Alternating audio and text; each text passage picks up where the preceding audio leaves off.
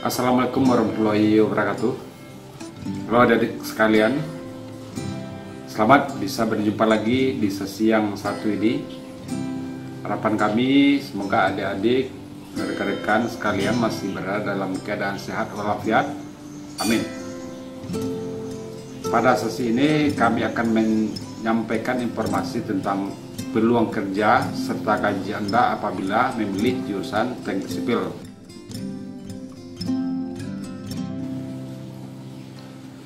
Sebelum kita memulai penyampaian informasi ini, sebaiknya subscribe channel ini terlebih dahulu bagi yang belum, supaya kami lebih semangat memunculkan informasi-informasi baru untuk kita semua. Selanjutnya, jurusan teknik sipil adalah mempelajari suatu ilmu pasti di bidang rekayasa sipil yang bertujuan untuk 1. Menghasilkan sarjana teknik sipil yang berdaya saing global, mempunyai jiwa kewirausahaan dan berkarakter. 2. Menetapkan pengetahuan dan teknologi untuk menjawab kebutuhan masyarakat.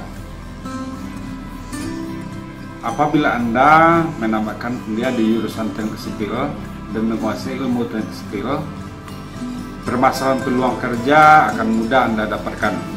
Yang penting Anda menguasai ilmu teknik sipil, jujur dan selalu bertakwa kepada Tuhan Yang Maha Esa, dan selalu berdoa mudah-mudahan semua cita-cita akan dapat terwujud. Berikut kami informasikan beberapa peluang kerja serta gaji Anda setelah Anda menguasai ilmu teknik sipil. 1. Sebagai site manager.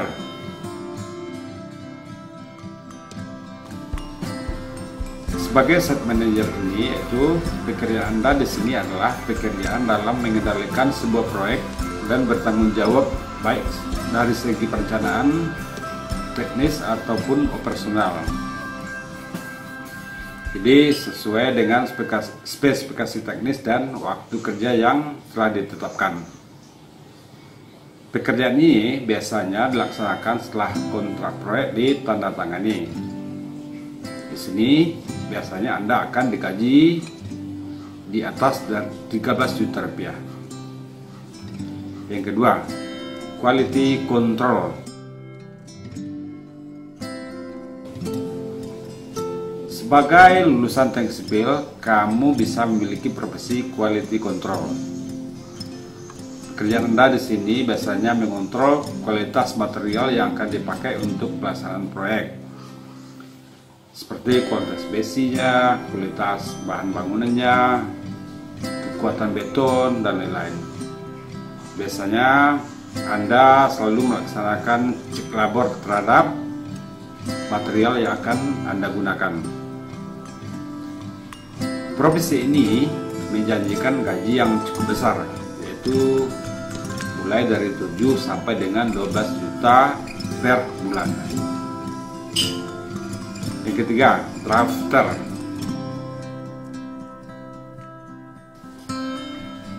Drafter merupakan profesi yang bertugas membuat gambar kerja berdasarkan sketsa kasar yang telah dibuat oleh arsitek dalam proyek pembuatan sebuah bangunan.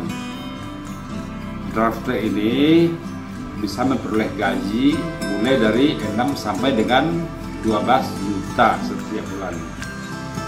Yang keempat, manajer konstruksi. Sebagai manajer konstruksi, kamu juga akan berperan sebagai pengawas berjalannya proyek. Gaji yang diperoleh manajer konstruksi ini biasanya antara 7 sampai dengan 12 juta per bulan. Sebagai manajer konstruksi, kamu akan bekerja sebagai pemimpin yang memberikan pengarahan dalam sebuah proyek konstruksi.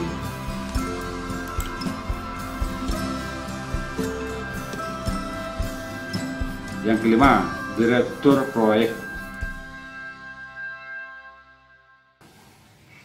Dari nama saja sudah bisa ditebak memiliki pendapatan yang tinggi. seorang direktur proyek ini bisa mendapat gaji dari 20 sampai dengan 40 juta lebih setiap bulannya. Pekerjaan Anda di sini adalah bertanggung jawab terhadap pelaksanaan pekerjaan yang dilakukan oleh manajer proyek. Namun untuk menempati posisi ini, kamu juga harus memulai dari awal. Yang keenam, pelaksana proyek.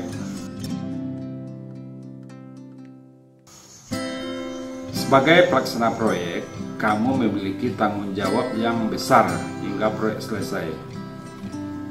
Digaji pelaksana proyek ini adalah dari 7 juta sampai dengan 13 juta tiap bulannya. Profesi ini cocok untuk kamu yang suka bekerja di langsung di lapangan. Jadi yang bekerja langsung di lapangan sangat cocok untuk jadi pelaksana proyek ini. Yang ketujuh, surveyor. Surveyor adalah biasanya bertugas sebelum proyek dimulai. Yang mana tugas Anda di sini adalah membantu kegiatan survei dan pengukuran dan terapi pengukuran topografi lapangan dan melakukan penyusunan dan penggambaran data-data lapangan, mencatat dan mengevaluasi hasil pengukuran yang telah dilakukan sehingga dapat meminimalisir kesalahan dan melakukan tindak koreksi dan pencegahannya.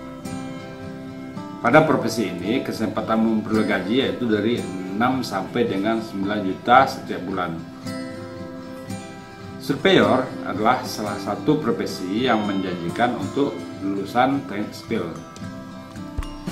Yang ke-8, project manager. Seorang project manager adalah seorang yang punya kemampuan membuat tim di proyek agar tetap sulit dan mampu memonitor dan mengontrol budget dengan membuat barcode serta theoretical part serta punya kemampuan menganalisa risiko yang baik. Gaji yang bisa didapat per bulannya berkisar antara 15 sampai dengan 27 juta. Proyek manajer menjadi salah satu peluang atau prospek kerja teknik sipil yang banyak difavoritkan sesuai dengan namanya. Yang ke-9, konsultan perencana.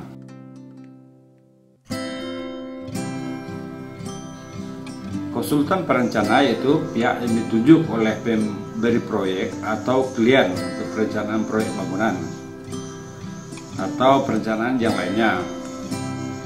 Konsultan perencana bisa berupa perorangan atau berupa dari pihak swasta. Keberadaan konsultan perencana amatlah penting untuk sebuah proyek konstruksi. Profesi ini memiliki prospek gaji dari 12 juta sampai dengan 50 juta per bulan atau 12 sampai dengan 50 juta per proyek. Setiap proyek pembangunan membutuhkan konsultan perencana. Kamu bisa merintis dari awal hingga menjadi pimpinan konsultan perencana. Nomor 10, perencana struktur.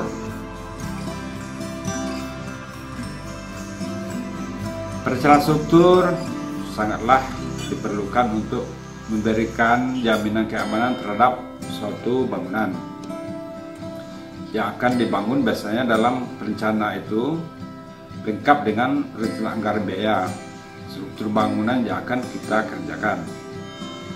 Profesi ini bisa mendapatkan penawaran gaji kurang lebih dari 7 sampai dengan 13 juta per bulan.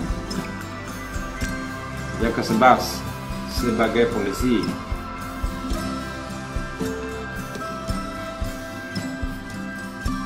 Instansi kepolisian juga ada membutuhkan alumni teknik sipil, karena di instansi tersebut Anda akan mengawasi proyek yang bermasalah dengan hukum. Jadi pekerjaan Anda di sini adalah menganalisa proses dan mencari tahu sebab terjadinya kerugian negara akibat kasus yang terjadi di proyek tersebut. Gaji Anda di sana sebagai anggota kepolisian yaitu dari 6 sampai dengan 17 juta tiap bulan, tergantung dari pangkat dan jabatan Anda. Yang ke-12, di bank.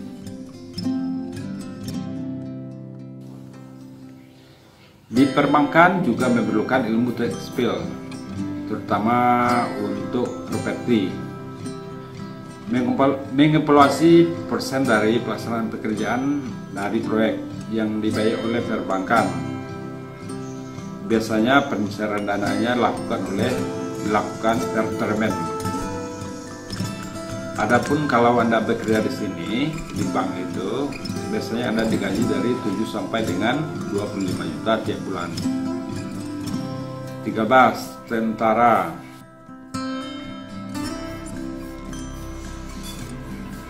Di instansi Tentara Nasional Indonesia juga sangat memerlukan ilmu teknik sipil, karena biasanya pada kondisi yang kurang memungkinkan, biasanya tentara diharuskan untuk membangun jalan, jembatan, atau membuat perumahan.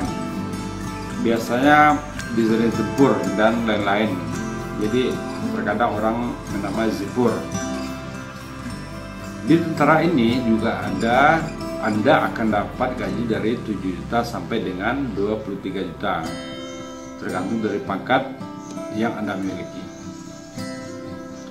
14. Instansi pendidikan tinggi. Di instansi pendidikan tinggi juga dibutuhkan ilmu teknik sipil, terutama dalam pembuatan draft perencanaan suatu bangunan untuk penentuan pembuatan anggaran suatu proyek. Pekerjaan Anda yang lainnya di sana adalah merencanakan rencana anggaran biaya terhadap perbaikan kerusakan bangunan. Dengan anggaran perbaikan biasanya di bawah 200 juta.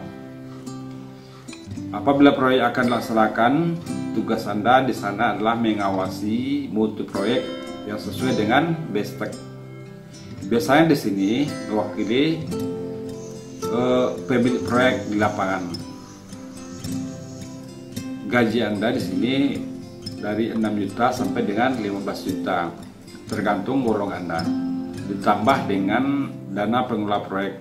Biasanya ada dana pengelola proyek yang telah disediakan dalam anggaran proyek setiap proyek yang melalui tender. 16. Instansi pemerintah atau daerah dan kabupaten. Biasanya instansi pemerintah mereka juga membutuhkan ilmu sipil, sama seperti pelaksanaan pekerjaan di perguruan tinggi. Dan gaji yang diterima biasa sesuai dengan penggajian ditetapkan oleh Kemenkeu, seperti mulai dari 5 juta sampai dengan 15 juta. 16. BUMN. BUMN yang bergerak di bidang konstruksi, jalan dan jembatan sangatlah banyak memerlukan ilmu teknik sipil seperti PT Adikarya, PT Waskita Karya, PT Pembangunan Perumahan, dan lain-lain. Pekerjaan Anda di sini adalah tergantung kepada posisi Anda di dalam perusahaan tersebut. Gaji Anda di sana adalah mulai dari 7 juta sampai dengan 30 juta per bulan.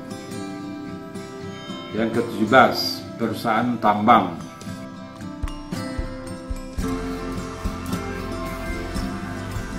Di perusahaan tambang juga banyak memakai lulusan teknik sipil seperti freeport, tambang batubara, dan lain-lain. Pekerjaan Anda di sana adalah pekerjaan yang berhubungan dengan ilmu yang kamu peroleh di jurusan teknik sipil.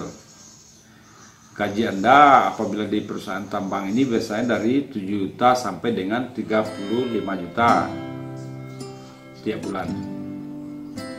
18. Perusahaan minyak.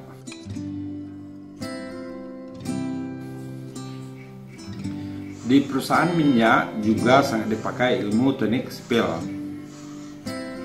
Katakanlah Pertamina banyak merekrut alumni sipil, dan juga perusahaan luar seperti Chevron.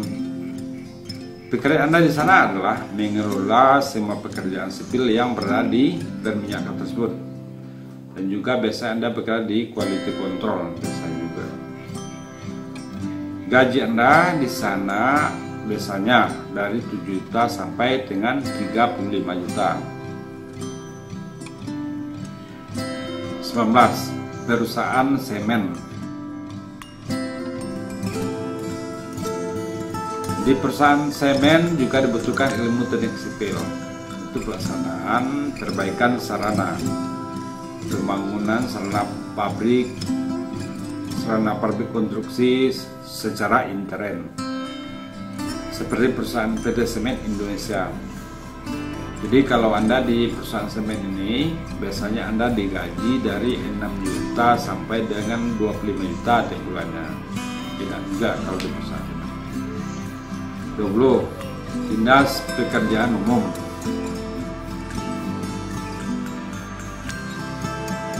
Pada Dinas Pekerjaan Umum ini biasanya terlebih dahulu Anda melakukan tes pegawai negeri sipil. Setelah diterima di Dinas Pekerjaan Umum, barulah Anda melaksanakan pekerjaan ilmu teknik sipil yang berada di dinas tersebut. Pekerjaan di sini bisa di dinas yang berada di PPU seperti dinas jalan, sumber daya, air, dan lain-lain. Di samping itu, pekerjaan Anda juga mendampingi pelaksanaan tender suatu proyek yang diselenggarakan oleh instansi pemerintah. Jadi biasanya instansi pemerintah lainnya yang kurang, yang apanya dia minta pendampingan dari PU. Jadi tujuannya untuk mengevaluasi perencanaan, mengawasi pekerjaan, dan serah terima proyek. Dengan proyek berupa irigasi, struktur bangunan, jalan dan jembatan, pengolahan air, dan lain-lain. Jadi kalau gaji Anda di sini yaitu dari 5 juta sampai dengan 25 juta sesuai dengan posisi Anda di dinas pekerjaan tersebut. 21. Perumahan rakyat dan pemukiman. Instansi ini berada di Kementerian Pekerjaan Umum yang berada di pusat maupun di daerah. Berarti di sana Anda sebagai pegawai negeri sipil, aparatur sipil negara.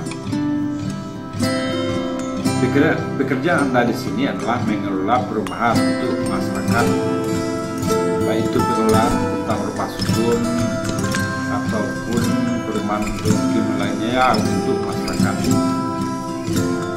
Gaji Anda di sana itu berkisar antara 5 juta sampai dengan 13 juta tiap bulan. 22. Klinik bangunan.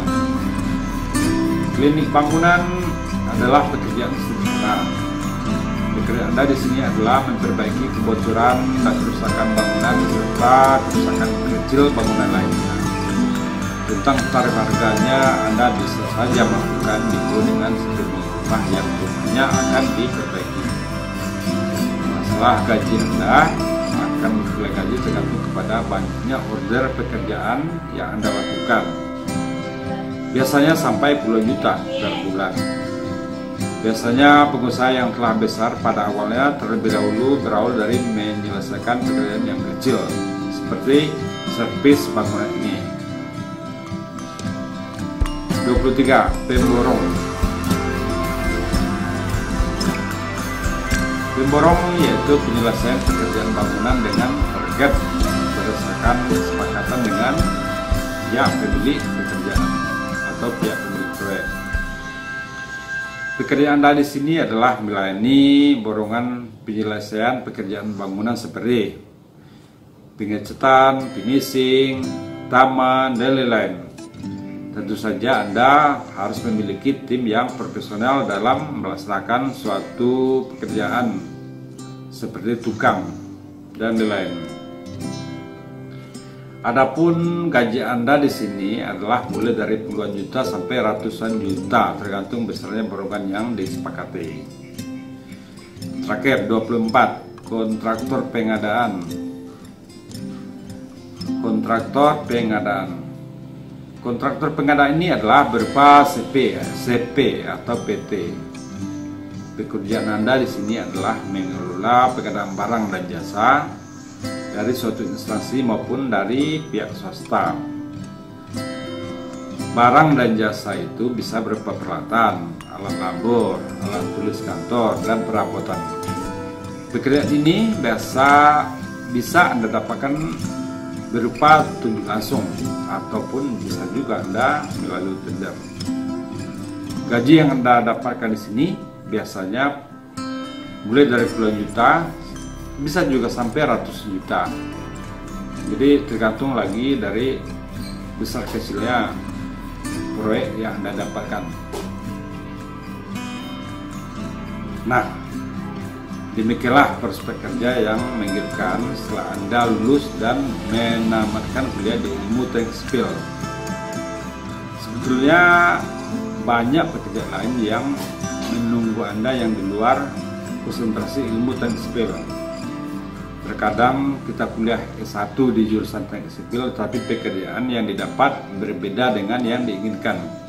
Nah, itulah yang dinamakan rezeki dan takdir kita. Berarti kita harus fokus dan profesional dengan apa yang kita dapat. Yang penting Anda harus jujur dan selalu bertakwa. Masalah rezeki yang mengatur, yang penting kita berusaha dan semangat. Oke, demikianlah informasi yang kami sampaikan. Selanjutnya, apabila bermanfaat informasi ini, mohon di subscribe dan tekan tanda loncengnya supaya Anda bisa menyaksikan info terbaru dari channel ini. Like dan komen juga kami tunggu. Dan terakhir, kami ucapkan terima kasih atas dukungan Anda. Dan kami tutup dengan membacakan Assalamualaikum warahmatullahi wabarakatuh.